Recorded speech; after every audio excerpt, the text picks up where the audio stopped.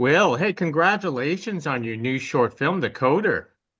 Oh, Gig, thank you so much. Thank you so much. I'm so happy to be talking to you today. It's always a pleasure to have conversations like this, especially your films. And more of a congratulations is being featured at the Dances with Films in New York. I mean, how does it feel about that?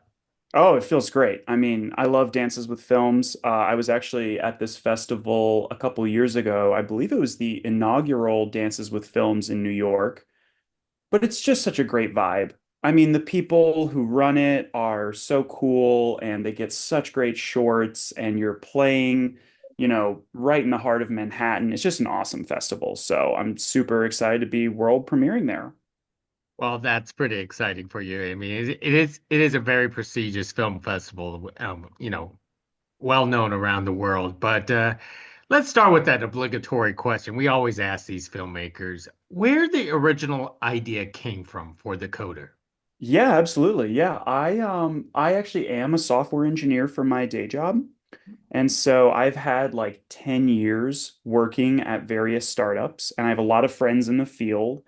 And I just sort of found over that time that, startups, they're a wild environment.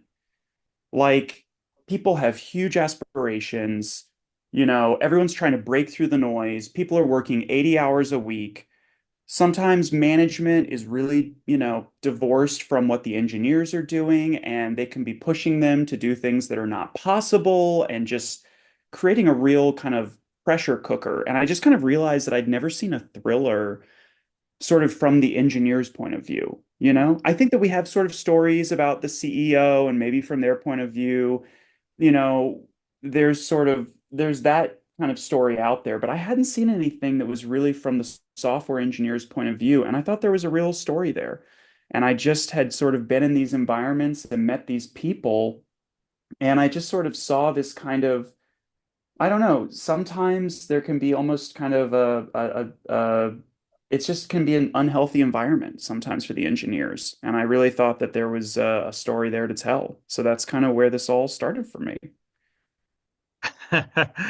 Well, then tell us about crafting this character, this coder per se with what's her name, Mary? Mary, absolutely. Yeah.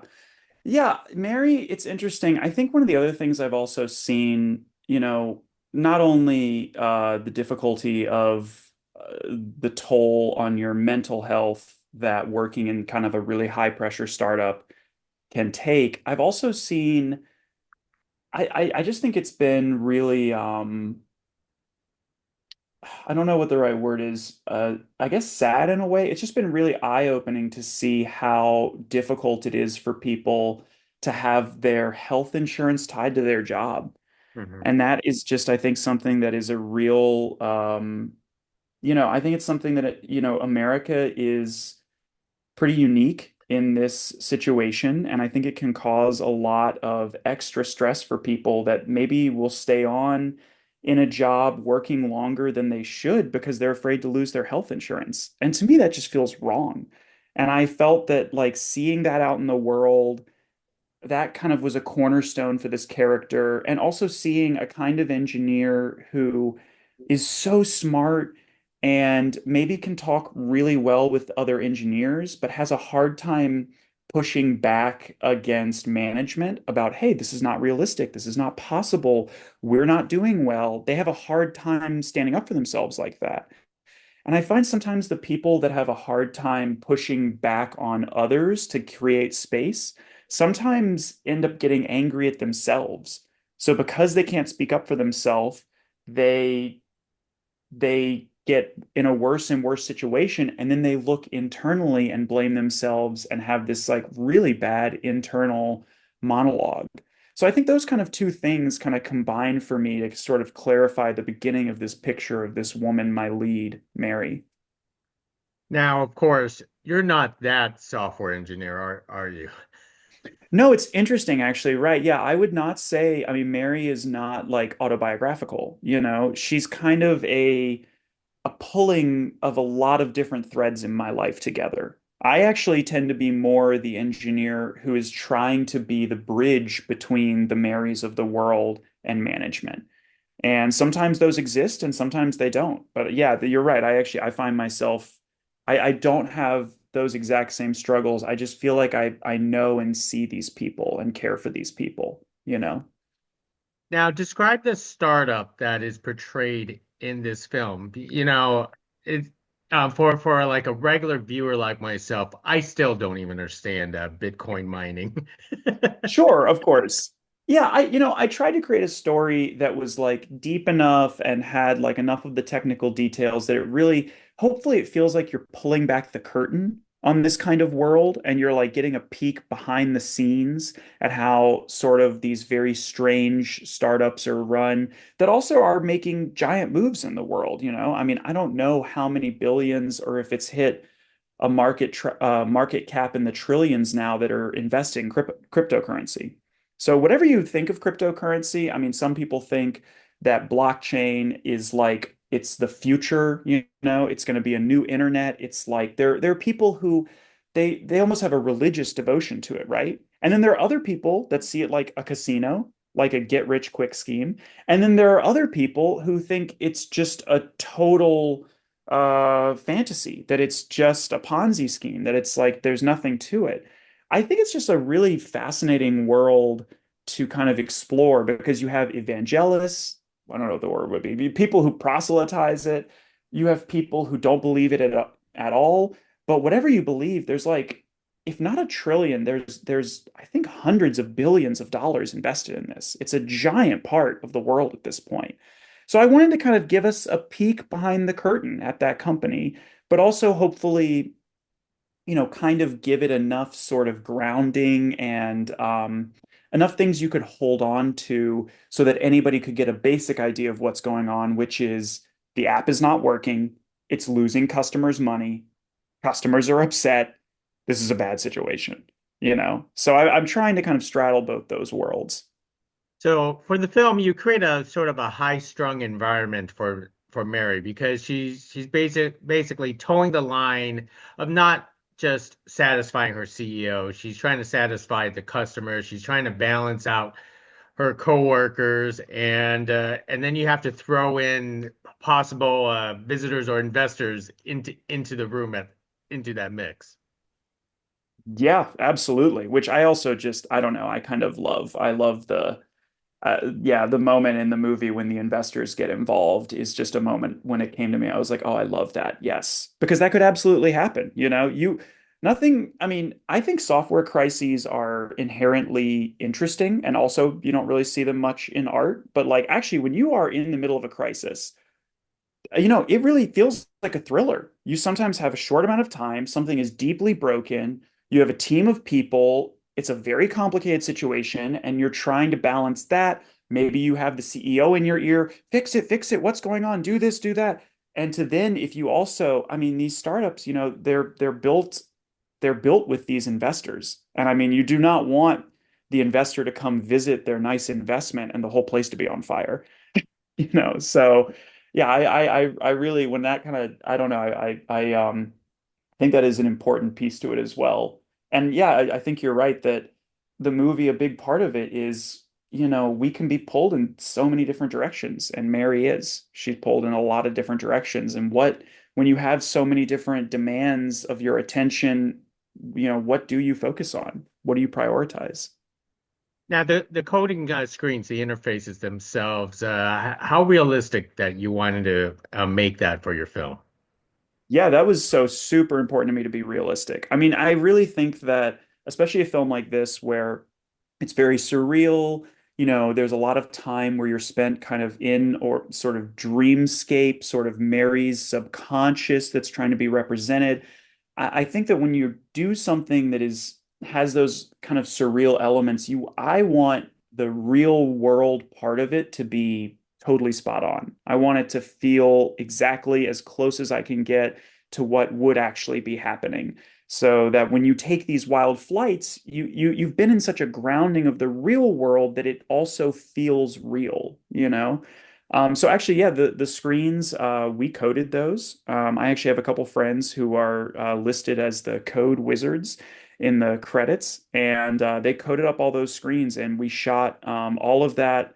aside from about there's like a one second little part that has some VFX, but everything else was coded by us.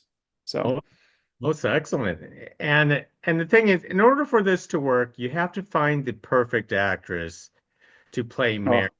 oh So tell us how you landed yeah. on. I want to say, is it Abby? Abby. Yeah, yeah, that's right. Abby. Abby's a brilliant actress. I've actually been working with her for about a decade now. I've directed her in some theater plays. I've just known her for a long time. This was the first film that we worked on together. And I didn't cast for the role. I actually wrote it sort of knowing that Abby was the right person for the job.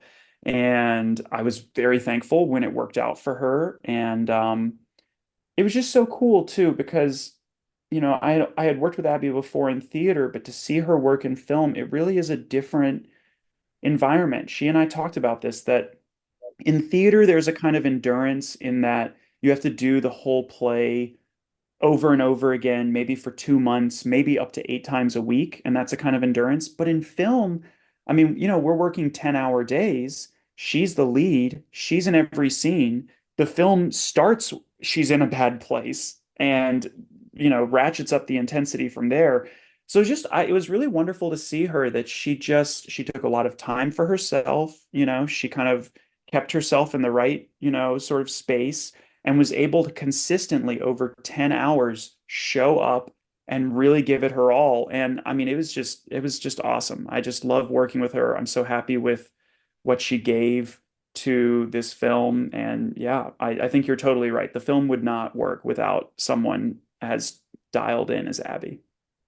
Now, cinematography wise, can you tell us, the look and aesthetics that you wanted to create for this film, especially the fact that you have to put Abby in her place mentally, going back and forth with these flashes. Yeah, no, it's interesting you talking about that with the relationship between the cinematographer and the actor. I think sometimes it's people don't really think about it, but there is kind of a relationship there where, the cinematographer, especially in my case, he was also the camera operator. He's right there with her. And so there is a kind of nice relationship that they developed and that I think is really important to develop, such a mutual respect that she felt like she could be vulnerable in front of him, and that he can be kind of moving the camera around her and she could be feeling comfortable with that. And it's a really interesting thing in film to get and create the space where an actor can feel vulnerable with a lot of technical things happening around. So I would just say my cinematographer first off did a great job just working with the actor to kind of create that space. But look wise, yeah, I think what was really important was we wanted a really um I wanted a kind of a very a simpler framing for the real world, a more direct framing for the real world, so that when we were diving into the subconscious, we could really kind of take things in a stranger space.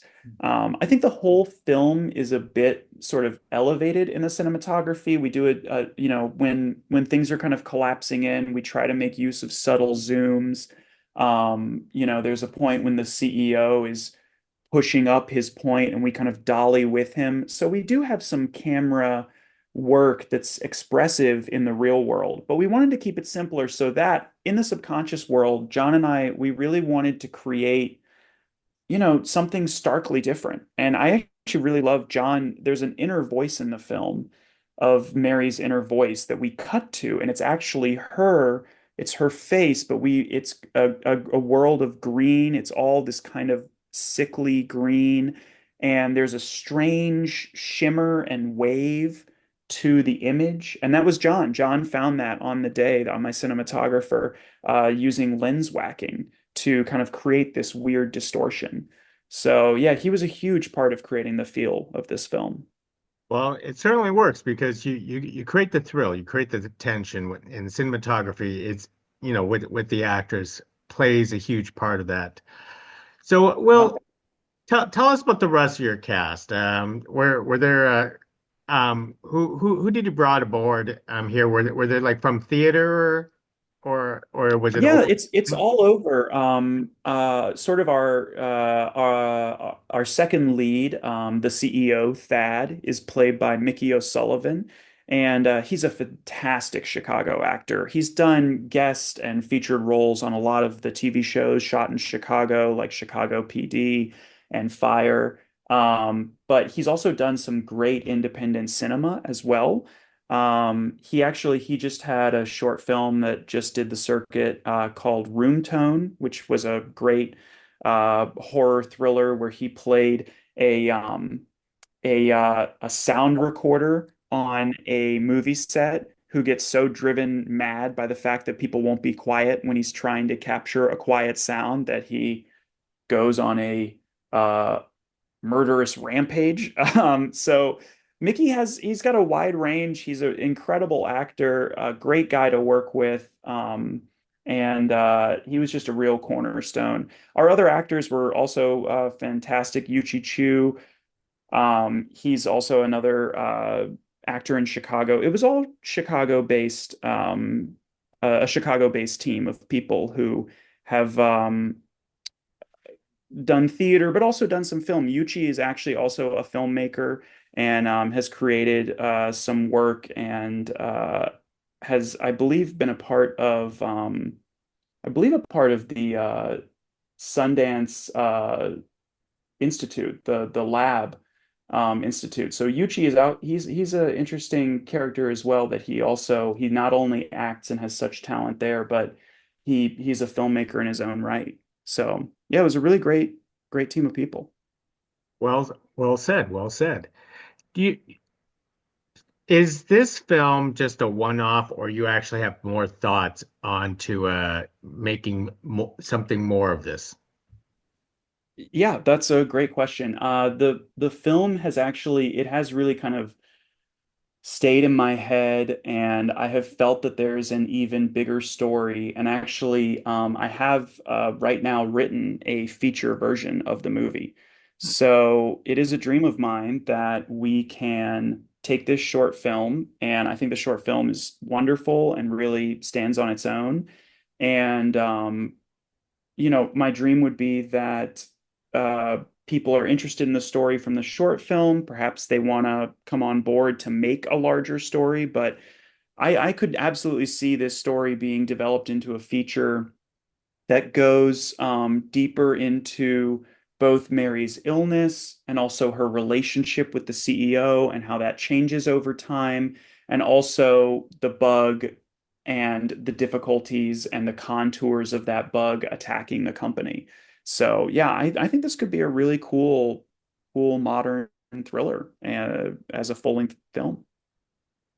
Well, I have to ask, how did this journey from a software engineer to a filmmaker came about for you? Because those are very, Yeah, very different occupations. they're very different skill sets. Yeah. I've actually always kind of lived a life where I've had a dual um, a dual life where I would work on my art and also work on my coding. And I've done that my entire adult life. I've done some acting, did some theater directing, directed other short films.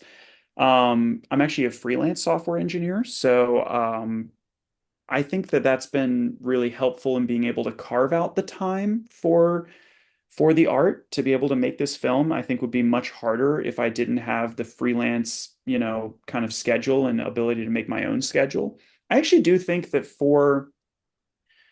I think for anyone that's interested in the arts that also has some kind of technical skill, whether it's coding or maybe editing or graphic design, even, or, um, videography, if you have some skill that you can sell on kind of like an hourly basis, on a project by project basis, and, I think that freelancing can be a really incredible way forward for an artist. That if you can make that work, it's definitely hard. You have to market yourself. And so there are times where you're working more than somebody who is working the normal 9 to 5 because you're marketing yourself and you're trying to keep the clients happy. And especially when you're new in the freelancing career, people don't know you. But I've been doing this 10 years now, and I can definitely say it gets easier with time. If you get through those difficult early years, you kind of build a brand for yourself. You find clients who are great clients, and you find people start to know what you do. You can make a life as a freelancer and also as an artist. And I think that I found it to be really complementary. So I don't know. I want to put that out in the universe for anybody watching who's maybe thinking, oh, maybe I'd like to do both. Maybe I could do both. Well said. And I understand this is what your second film. How was that experience for you? Yeah, actually, this is my gosh, it's my second film at Dances with Films. It's my third film that's done film festivals. And actually, I have two other shorts. I didn't go to film school. I taught myself by doing. I recommend that to people. I mean, if you're interested in making films, it is true. You can make it on your iPhone. If you happen to be in a bigger city, you can put out casting calls and there's a lot of young actors who want to work and you can find people and I don't know, you don't need to go to film school. You can teach yourself a lot. There's a lot online and really the biggest teacher is doing it, right? Like nothing taught me about film more than making my first film and looking at it and going, "Oh, I like these things and oh man, I these other things I could have done better on." So it's been a real journey. I feel very happy with Decoder though. I feel very I don't know. I do feel like I feel kind of confident in the work in a way that I think it feels like a new level for me, which is really nice. Really nice place to get to. That's terrific. Well, Will, I've taken a lot of your time already, but The Coder is such a fascinating short film, and I know, the audiences at Dances Will Films will actually appreciate it, but are there chances afterwards that more people could watch The Coder or possibly more film festivals down the road? Absolutely, yeah. We are submitting to other film festivals as we speak, and so looking to have a nice festival run over the course of the next year. And then I'm sure that we will at some point get Decoder out on YouTube for anybody to watch it. So yeah, I would say definitely sometime in the next year or so, it should be out totally for the public. And if you can catch it in a film festival, I do think that it's, an awesome environment to be able to get the full sound, get the full picture, get the experience. When you're a short, you play with other shorts, and a place like Dances with Films, all the shorts are so good. You see such cool, different stuff from all over the world, from all different perspectives. So, yeah, I really recommend if you can catch it at Dances with Films, I think it's going to be a great experience. Excellent. Well, Will, thank you very much for carrying this conversation with us about the coder. You and the audiences will actually enjoy, and do circle back on your next project and speak to me again. Yeah, that sounds great. This was awesome. Have a great day, and thanks for talking to me. Hey, thank you. Appreciate it. Yeah.